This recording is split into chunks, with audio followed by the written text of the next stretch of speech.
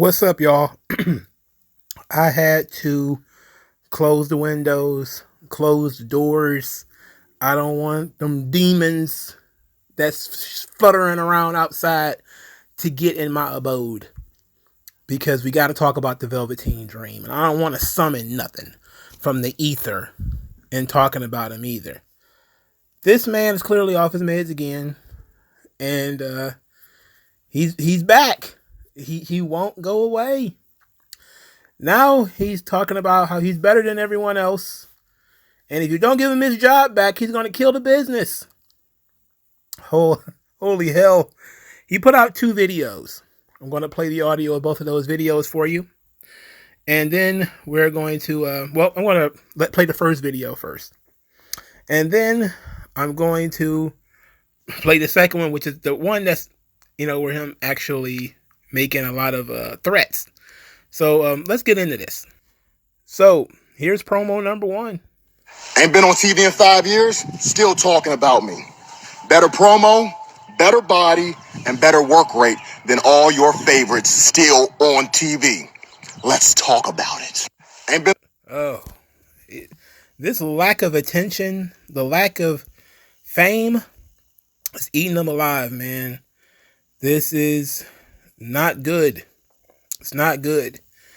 Then he decided to go on Instagram and he says, quote, "A lot of you owe me an apology for dragging me through the mud. Knowing 5 years later, here I stand still free and without a single charge. It's very hard for people to admit when they were wrong and malicious." Now here on this channel, I became the Velveteen Dream guy somehow. Only because I asked the simple question of, is this thing was even real? We got a playlist on Velveteen Dream. I'm not going back over it. All right. All I wanted to know is whether it was real or not. Since then, I got a whole lot of chatter. Found out that they were doing cocaine in EC3's house during a party in NXT when EC3 claimed the Velveteen Dream was recording people in the bathroom. I learned too much about these people over the last couple of years. So, look, was it malicious and wrong? Maybe. He's correct in saying he wasn't arrested. He's correct in saying that he hasn't had a single charge pressed against him. Doesn't mean that he was right. And it does. And his interview with Chris Van Vliet did not clear anything up. It only was, to be quite honest, an admission that he was talking to a teenage boy. So now he is clearly, again, I said, off his meds, demanding an apology from the fans, and it ain't forthcoming. It ain't forthcoming. See, this channel, we don't owe Velveteen Dream an apology because we never called him a pedo or anything like that. I always said that, you got to prove it. You can't just make accusations around here. You got to actually provide some real strong evidence that he did stuff. But he's pretty mad. And he decides to put out another video. And this video is the one that's pretty entertaining. I ain't gonna lie. So here's the second video from Velveteen Dream. Guys, I just want to say thank you for all the love and support you guys have shown me over the last 24 hours. I mean, it's been like a whirlwind on social media. But I'm kind of used to that at this point in my life. Just want to say thank you because I see the hashtag, we want the dream. And I appreciate that because I want my job back. I have no shame in saying that. I didn't lose my job because I sucked, unlike some people. No, I lost my job because there's this thing called the IWC, and they like to report on fake news because wrestling is fake. It makes sense to me that people who watch something fake, who love fake chaos, will continue to pour into it. But I just want you to know it's really, really affected me. And since I have been affected, I only feel that it's right that I affect you back. It's called a cause and effect, because if Patrick Clark can't have pro wrestling, I don't think anybody should. You know, they're going so far as to compare me to Chris Benoit. Chris Benoit. They call me the most hated man in professional wrestling and loop me in with Chris Benoit. Chris Benoit is a killer. I'm not a killer, but don't push me. Because if you push hard enough, I'll kill pro wrestling for you. Velveteen Dream, that third eye, it wasn't just a gimmick.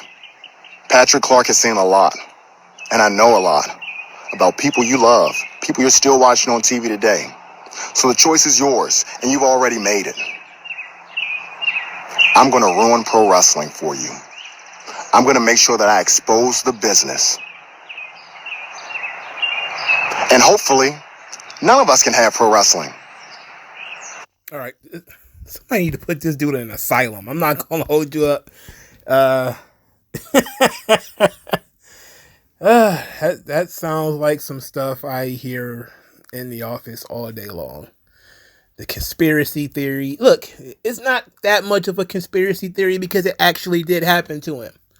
You know, we lived through this. It wasn't that long ago that they were calling this guy a pedo and ran him out of the business. But according to Triple H and all these guys, that's not why he lost his job.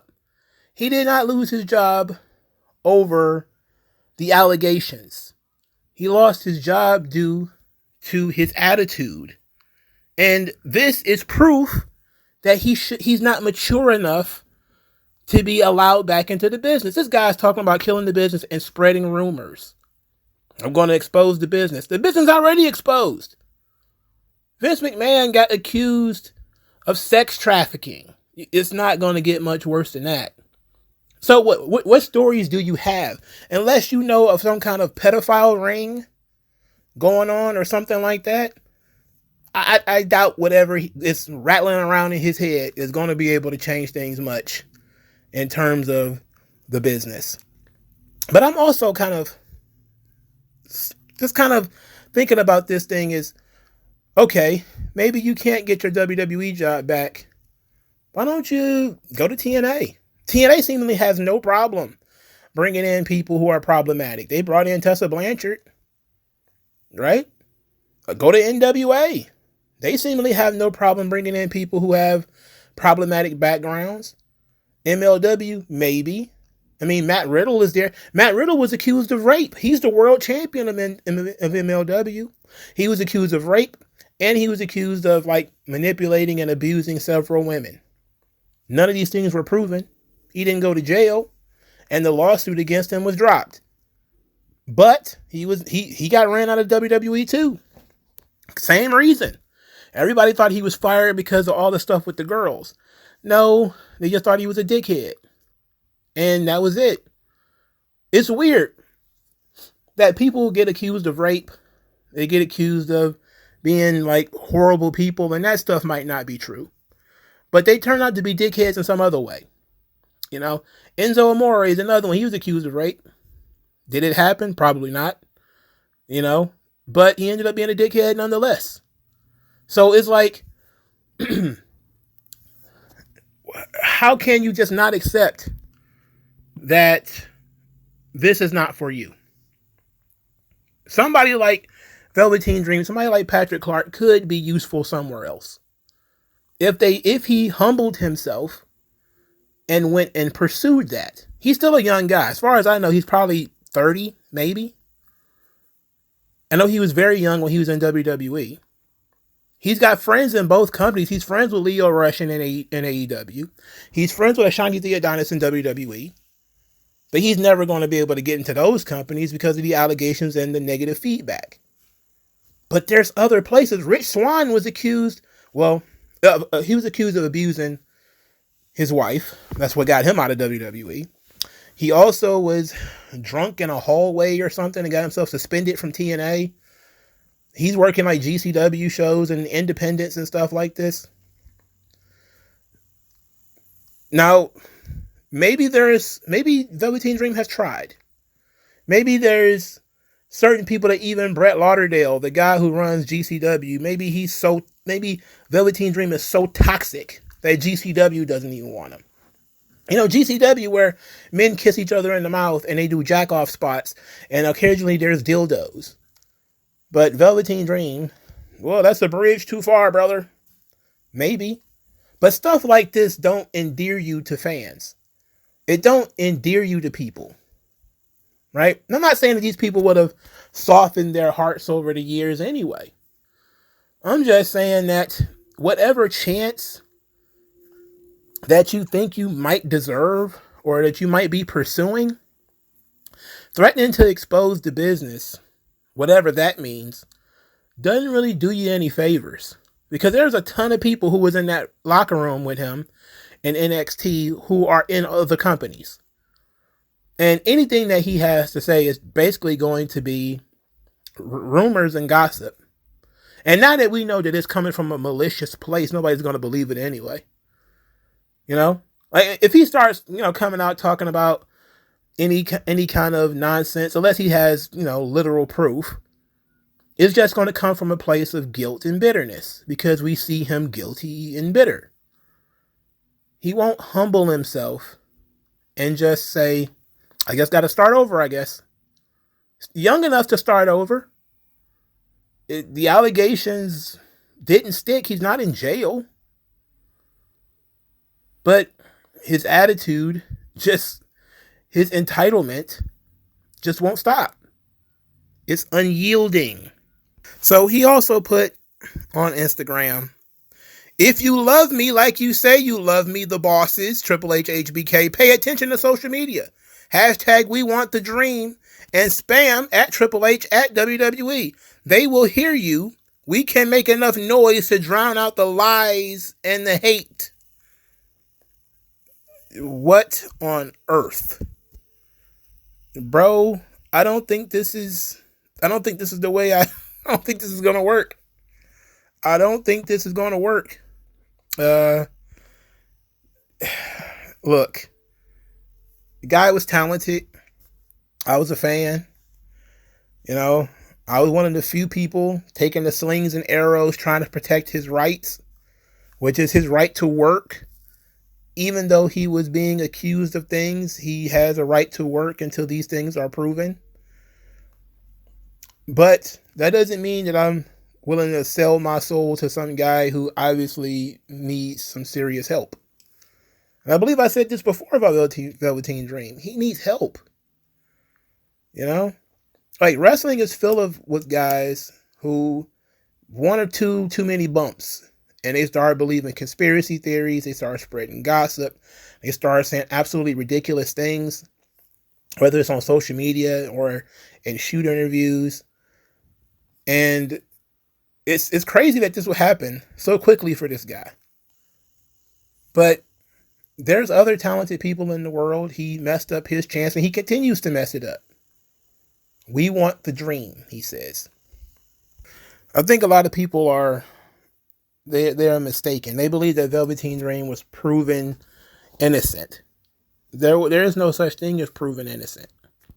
It's only that they don't have enough information to say that what the accusation is actually occurred. When WWE did their own internal investigation, they didn't find anything, which, cleared him on that front. But then you started seeing like Finn Balor and Nia Jax and all these people come out and basically dog Patrick Clark. They didn't like him. He wasn't likable. And that's the reason why he's sitting on a park bench wearing a hat, yelling at a camera and making threats to spread gossip. He's just not a likable guy, man. It's very unfortunate. Let me know what you guys think. Like, share, subscribe. Let me talk to you guys later, man. Peace out. No one does it better.